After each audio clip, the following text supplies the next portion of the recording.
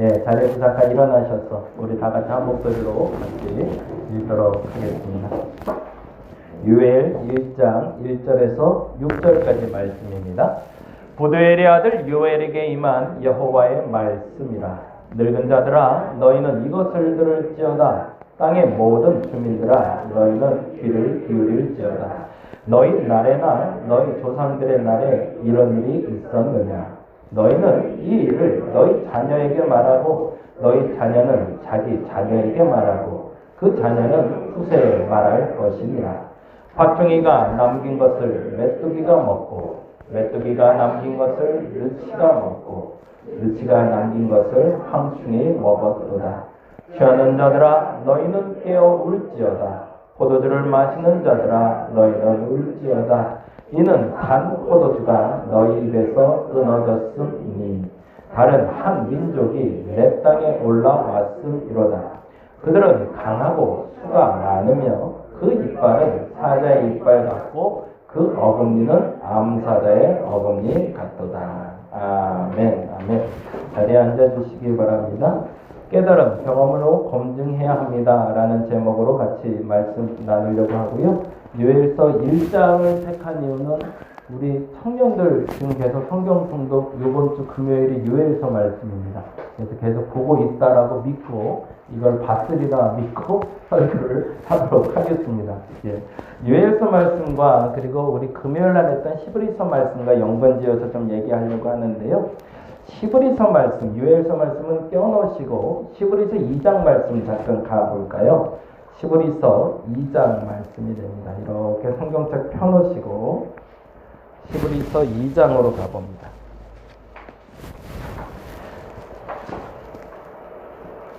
히브리서 2장에 보면 그리스도께서 우리를 위하여 고난을 당하셨다라는 이야기가 나오고 있어요. 화면으로는 안 보여드릴 거예요. 성경으로 볼 거예요. 그래서 성경으로 보셔야 돼요. 히브리서 2장 9절에서 10절.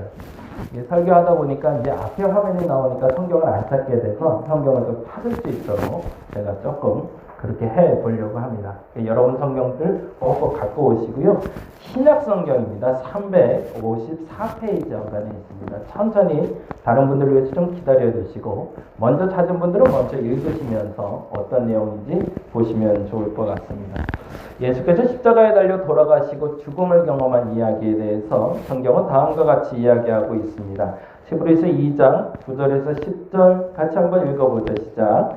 오직 우리가 천사들보다 잠시 동안 못하게 하심을 입은 자 곧 죽음의 고난을 받으심으로 말미암아 영광과 존귀로 관을 쓰신 예수를 보니 이를 행하심은 하나님의 은혜로 말미암아 모든 사람을 위하여 죽음을 맛보려 하심이라. 여기 맛보려라는 단어가 경험하다라는 뜻을 갖고 있어요.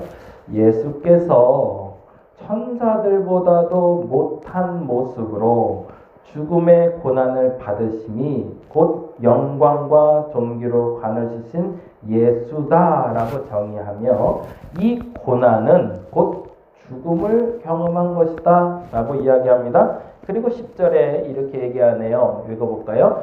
그러므로 만물이 그를 위하고 또한 그로 말미암은 이가 많은 아들들을 이끌어 영광에 들어가게 하시는 일에 그들의 구원의 창시자를 고난을 통하여 온전하게 하심이 합당하도다. 여기서 온전하게 하신다는 건 뭘까요? 죽었던 것이 잠시 경험하는 것이고 온전케 되는 건 부활하셨다라는 뜻이 되죠. 단지 죽음으로 끝난 것이면 예수의 죽음은 허망하죠. 그러나 예수의 죽음이 죽음으로 잠시 경험하셨지만 부활하여 온전케 되심이 우리에게 기쁨이고 영광이다 라고 얘기합니다. 이 얘기를 설명하면 다음과 같이 정리할 수 있어요. 첫 번째는 다음과 같이 말할 수 있을 것 같아요. 예수님이 죽음을 맛보신 이유, 경험하신 이유는 뭐라고요? 고난은 반드시 이유가 있다는 걸 알려주고요. 예수께서는 죄도 없으시고 예수가 죽을 만한 이유가 없다라고 얘기하는데 예수가 죽음을 경험했단 말이죠. 근데 거기에도 반드시 이유가 있다. 심지어 그러니 죄가 없는 사람도 고난을 당할 수 있으니 우리의 삶 속의 모든 고난도 뭐가 있다? 다 이유가 있다. 그래서 그 이유를 찾아내는 것이 우리의 과제가 되는 거죠. 어떠한 고난이든 그 고난은 반드시 이유가 있고 그 이유를 찾아서 해결해 나가는 것이 맞다라는 얘기를 하는 거죠. 그리고 두 번째로 이렇게 우리는 읽어낼 수 있어야 됩니다. 오늘 본문을 통해서 두 번째 녹색으로 되어 있는 걸 읽어볼까요? 시작. 고난에 대해 말할 수 있는 사람은 어떤 사람이라고요? 네, 맞습니다. 아파본 사람이 알아요. 다쳐본 사람이 알고요. 그리고 힘들어본 사람이 알아요. 가난을 경험한 사람이 가난을 아는 거지 가난을 머리로 아는 사람은 안다라고 말하면 안 돼요.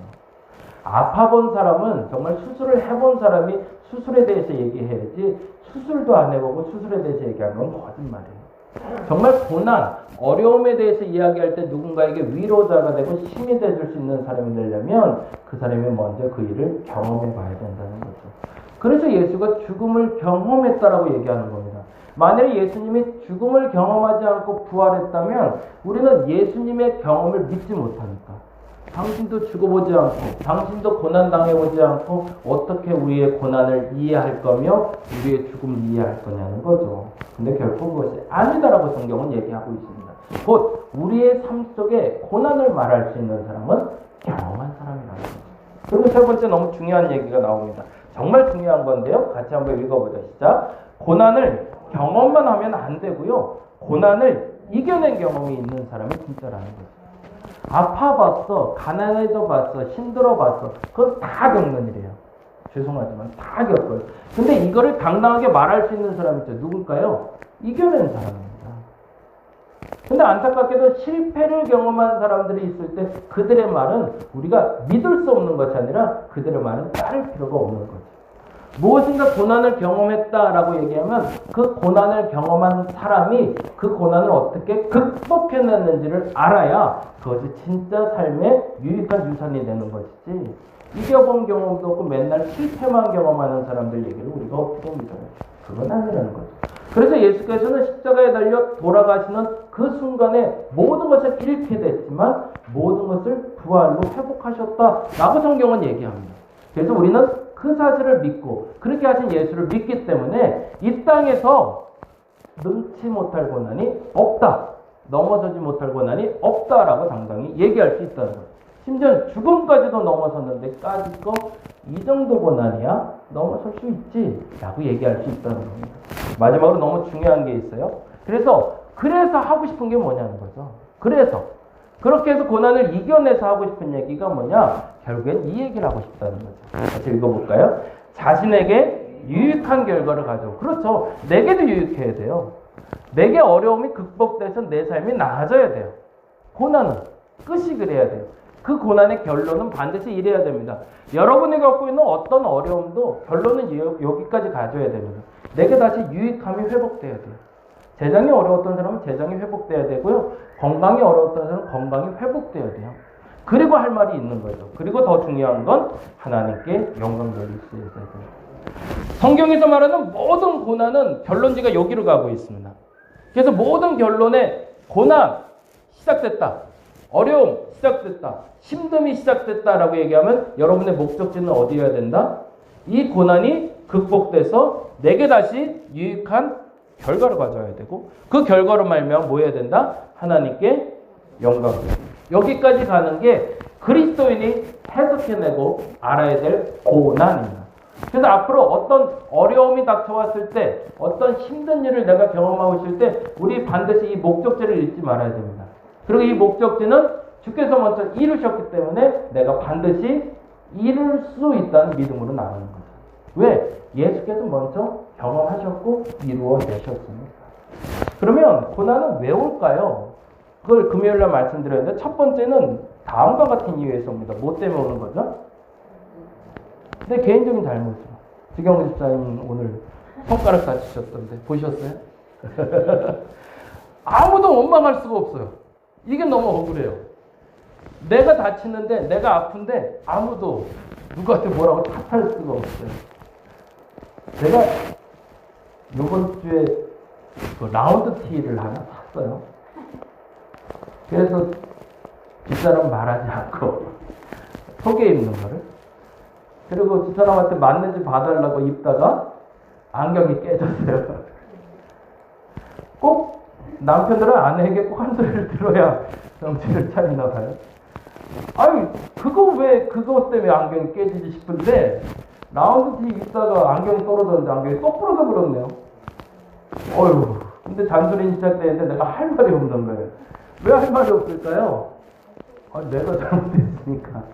그럼 누굴 탓해도 안경을 왜 이렇게 허술하게 만들었지? 이런 핑계도 대고 싶은데 그 핑계도 될 수가 없어요. 왜? 이건 내 잘못이기 때문에. 성경에도 이런 얘기가 있어요. 찾아보세요. 사무엘하로 가봅니다. 사무엘하 11장입니다.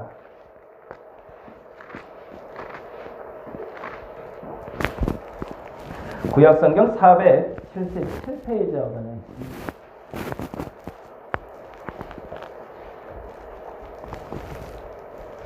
신약과 구약을 조금 넘나들면서 같이 보려고 합니다. 사무엘하 11장 말씀. 여러분이 너무 잘 아는 한 사람의 실수에 대해서 이야기하고 있습니다. 실수가 아니라 죄죠. 이 정도면 죄인데 477페이지 11장 1절에서 5절. 네, 찾으셨나요? 천천히 한번 찾아보시죠. 예, 사무엘하 11장 1절 같이 한번 읽어보겠습니다.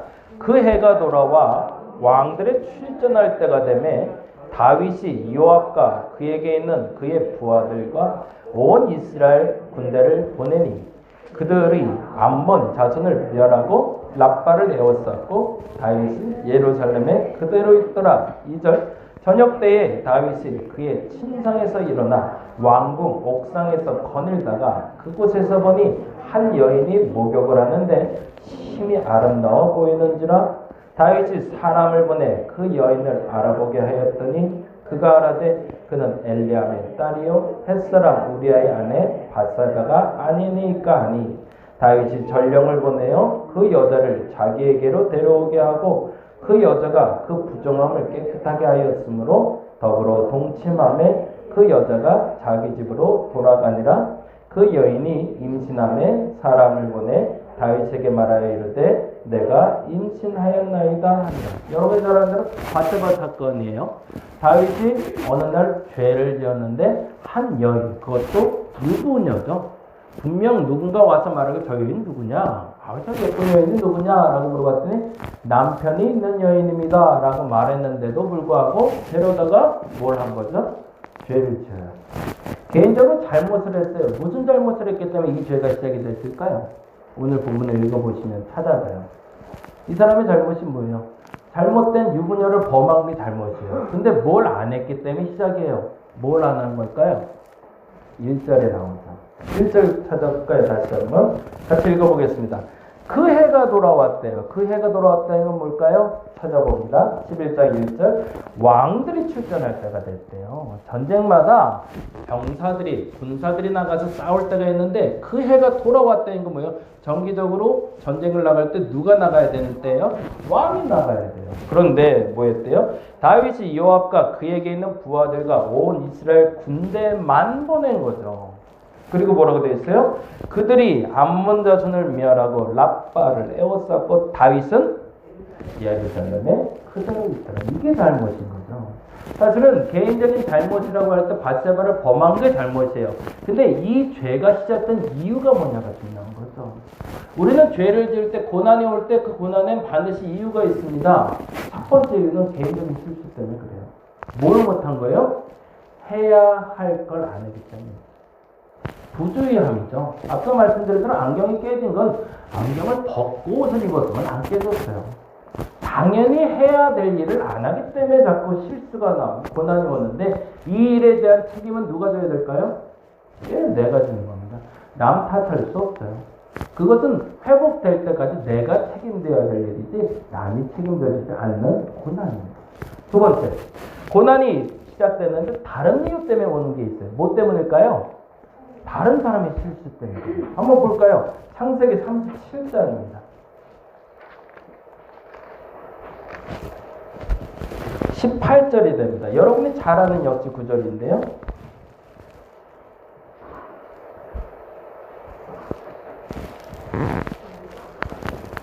창세기 37장 18절에서 20절. 창세기는 좀 찾기 편한 것 같습니다. 같이 한번 읽어보죠. 18절인데요. 37장 18절. 네.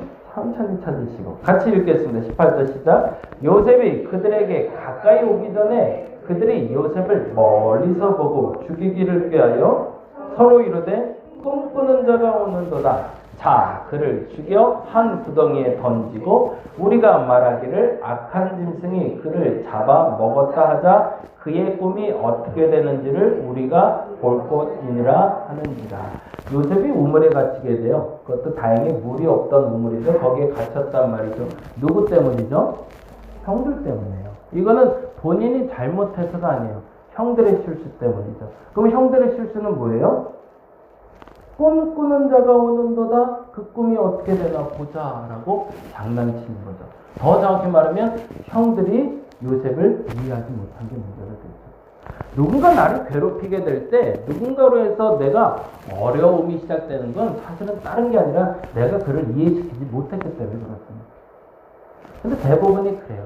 대부분 누군가가 나를 괴롭히게 되면 여러분이 인정해야 될 게 하나가 있어요. 그 첫 번째 인정은 그 사람을 내가 이해시키지 못했다는 거예요. 근데 거꾸로 말하자면 내가 말해도 이해하지 못하는 사람들도 있어요. 그런 고난도 있다라고 우리는 인정해야 된다는 거죠. 근데 잘 생각해 보세요. 모든 교난의 결론지는 어디로 가야 된다고 그랬죠?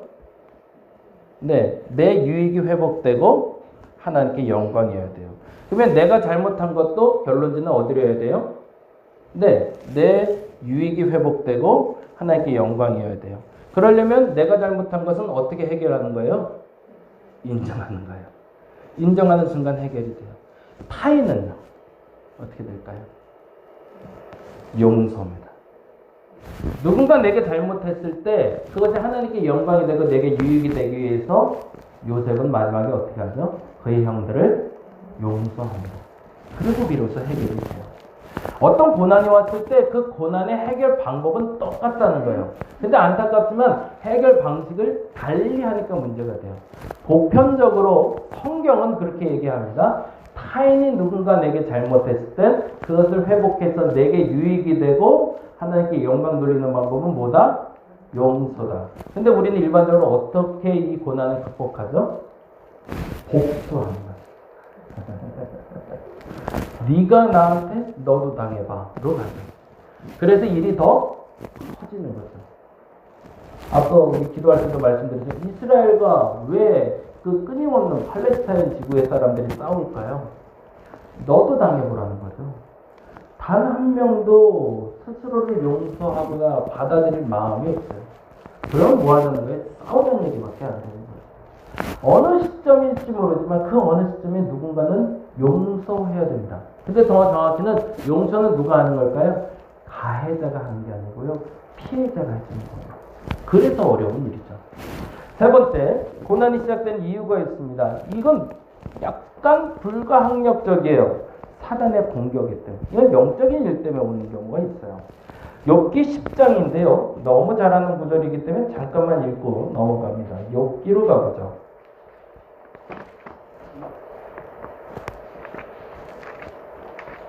욥기 10장 1절에서 2절. 욥의 고백을 그대로 들어보시면서 여러분이 고백했으면 좋겠다고 해서 갖고 왔어요.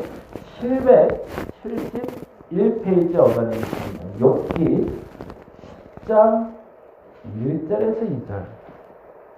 이 부분을 여러분 이해해달라고 제가 요청드립니다. 인정할 수 있으면 더 좋고, 그리고 납득됐으면 좋은데 인정되고 납득되지 않더라도 이해까지는 가보자는 거예요. 그건 무슨 말이냐면 이렇게 설명하고 싶어서 그래요. 10장 1절에서 2절 같이 한번 읽어봅니다. 시작. 내 영혼이 살기에 곤비하니 내 불평을 토로하고 내 마음이 괴로운 대로 말하리라. 욥이 얼마나 힘든지를 표현하고 있죠. 진짜 너무 힘든 거예요. 그런데 이렇게 얘기합니다. 2절 시작. 내가 하나님께 아뢰오리니 나를 정죄하지 마옵시고 무슨 까닭으로 나와 더불어 변론하시는지 내게 알게 하옵소서라고 얘기하고 있어요. 욥은요 처음에 고난을 당할 때 인정할 수는 없었어요. 그러나 이해하려고 했었어요. 뭘 이해하려고 했을까요? 내가 오는 고난이 나를 무너뜨리지 못할 것이다. 내가 하나님께 죄 지은 게 없으니 이 고난도 비껴가리라 라고 생각했어요. 근데 시간이 갈수록 고난이 더 커져요. 그래서 납득할 수가 없어요. 가축들 죽는 거, 재물 잃는 것까지는 이해할 수 있었어요. 인정을 못해요.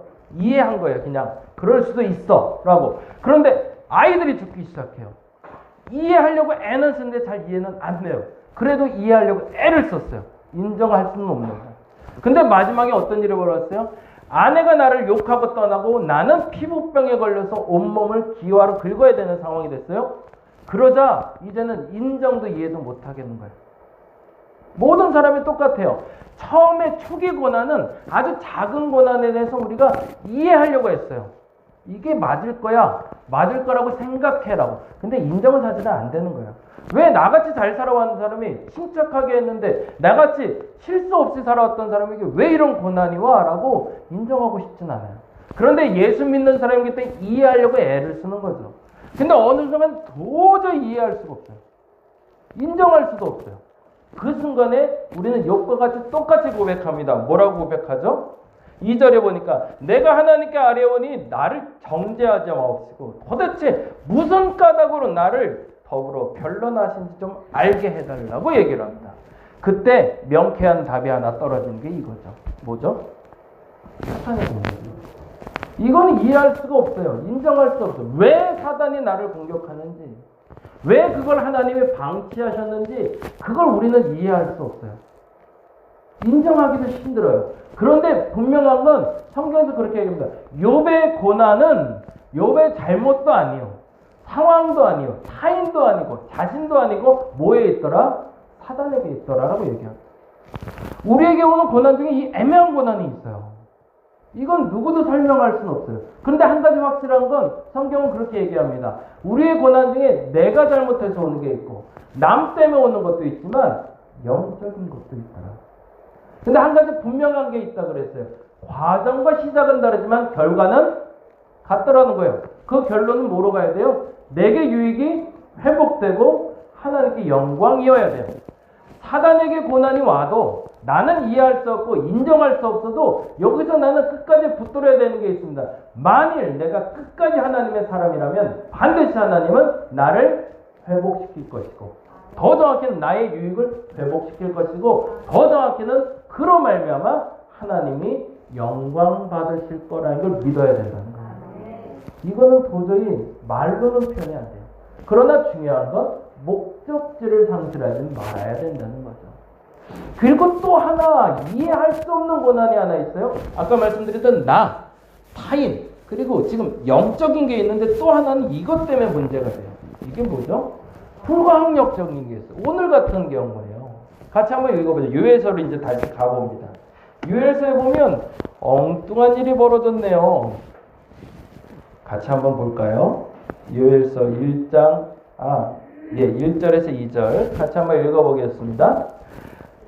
예, 찾으셨나요? 죄송합니다. 제가 찾을 시간을 안 드렸네.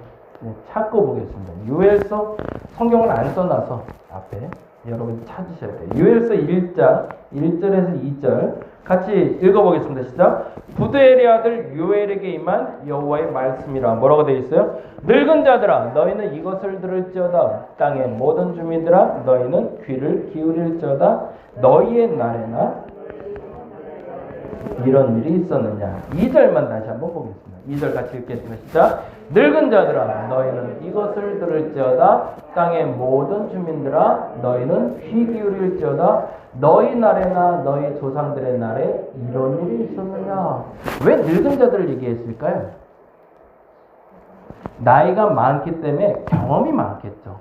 그러니 너희가 어려서부터 지금까지 살아오면서 이런 일을 경험해 본 적이 있었냐? 그건 무슨 말이에요? 도저히 경험해보지 못한 무서운 불가항력적인 고난이 찾아온 거죠. 어떤 일인지 영상 보여드릴게요. 한번 가보세요. 네. 틀어주세요. 이상본국에서 상처만한 메시지가 너희의 낭비를 시켜줄 최근에 있었던 일입니다. 메뚜기떼가 농작물을 담그는 데는 뭐가 있는 바람에 비상사태가 선포됐습니다. 김종욱 기자가 보도합니다. 벌판 위를 뒤덮은 채 날아다니는 건 메뚜기 떼입니다. 곰길이 800m의 메뚜기가 앉았던 자리는 수수와 줄기가 수분째 사라졌습니다. 농부들은 드넓은 밭에 남아있는 게 거의 없을 정도라며 울상을 짓습니다. 농작물 피해 면적은 여의도의 2.5배. 러시아 농업부는 비상사태를 선포했지만 딱히 막을 방법이 없습니다. 수백만 마리가 한 지역을 휩쓴 뒤 빠른 속도로 이동해 따라잡기가 어렵기 때문입니다. Kalmykia, Astrakhan, Volgograd, Dagestan, there is no more food left for locusts there, so they have flown to a new source of food. They have wingspans only 12 centimeters, like small sparrows. 이상고온으로 공중에서 뿌린 초강력 살충제 효과가 떨어지면서 메뚜기떼가 더 기승을 부리고 있는 것으로 분석됩니다.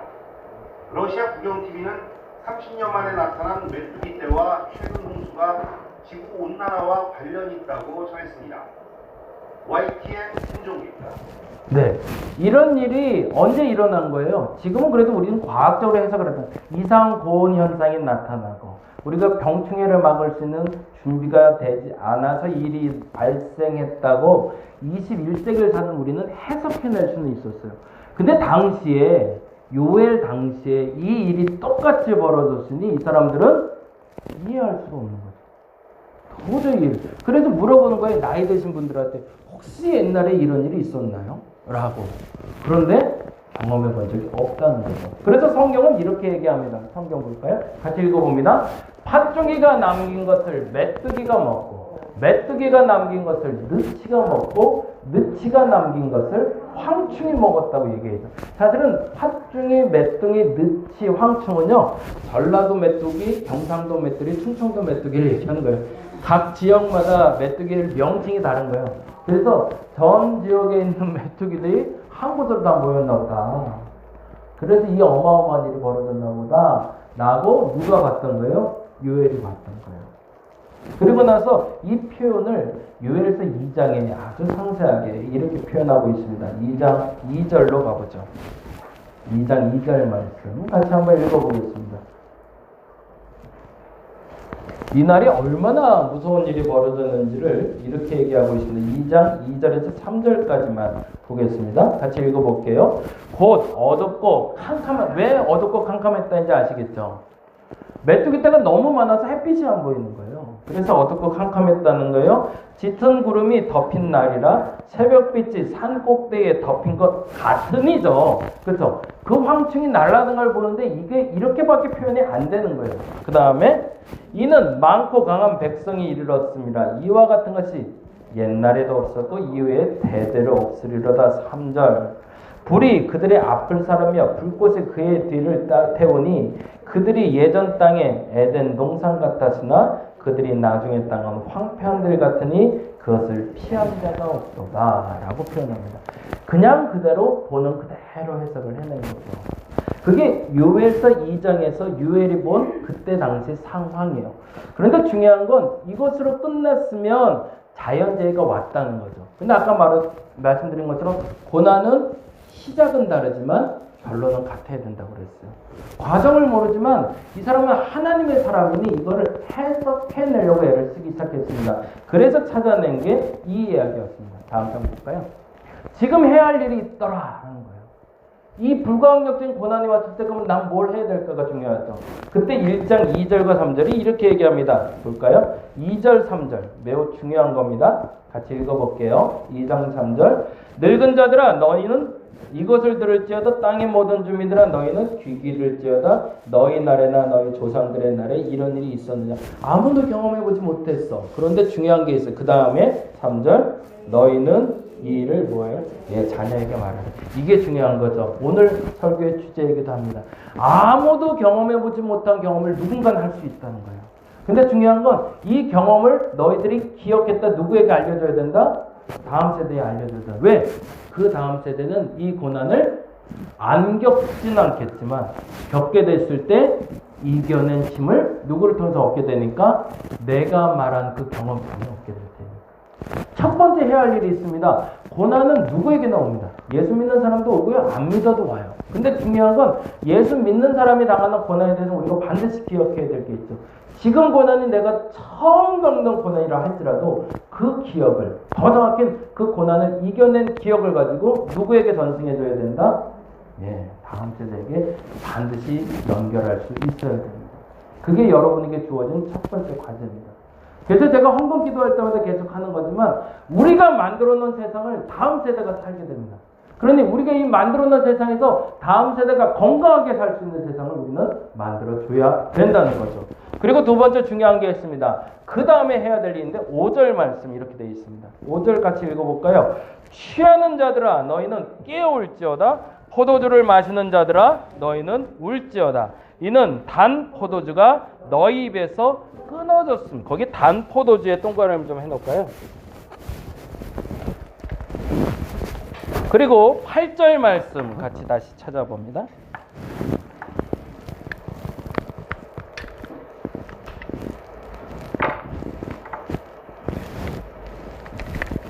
8절 말씀 같이 읽겠습니다. 시작.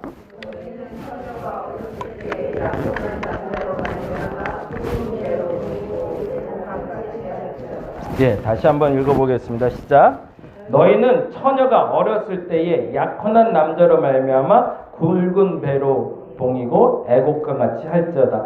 단 포도주가 입에 끊어져서 어떻게 울어야 된다고 되어 있어요? 처녀가 약혼한 남자를 잃은 것처럼 울래요. 그 얘기를 1장 5절에는 뭐라고 하면 깨어울지어다라는 표현을 쓰고 있습니다. 깨어 울어야 되는데 왜 울어야 되냐? 어떻게 울어야 되냐면 처녀가 약혼한 남자를 잃어버린 것처럼 울어야 되는데 뭐 하라는 거죠? 회개해야 된다는 얘기를 하고 있죠.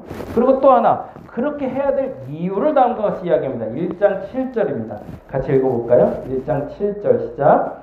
그들이 내 포도나무를 멸하며 내 무화과 나무를 긁어 말갛게 벗겨서 버리니 모든 가지가 하얗게 돼. 메뚜기 때문에 아까 말한 대로 가지만 남고 싹 사라진 장면 나왔잖아요. 그것처럼 내 모든 것이 사라졌으니, 더 정확히는 내 유익한 것들이 다 사라졌으니 그때는 뭐 해야 된다?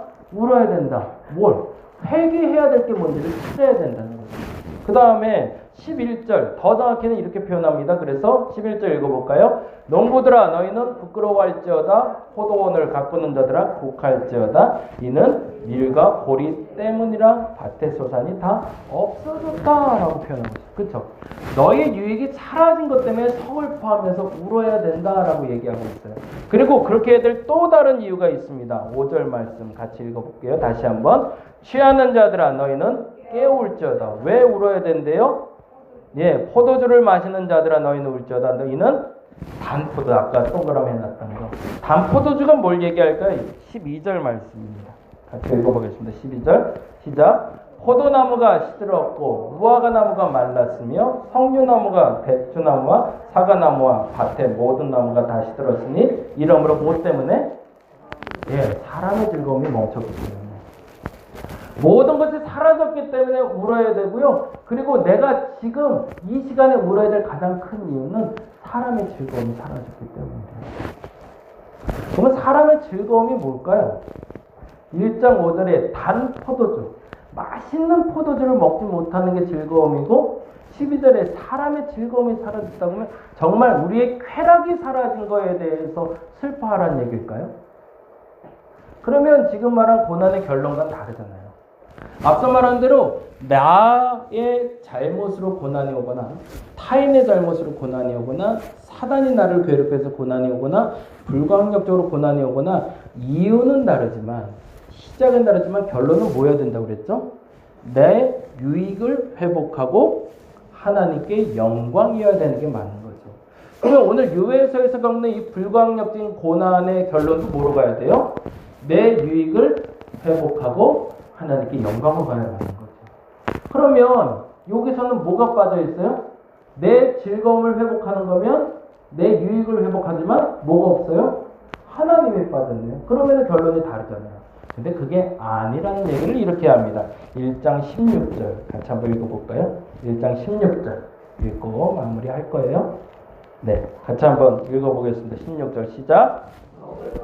내 눈앞에 끊어지지. 그쵸? 아까 모든 곡물이 다 사라졌다고 그랬잖아요. 그런데 그 다음이 중요한 건 뭐죠?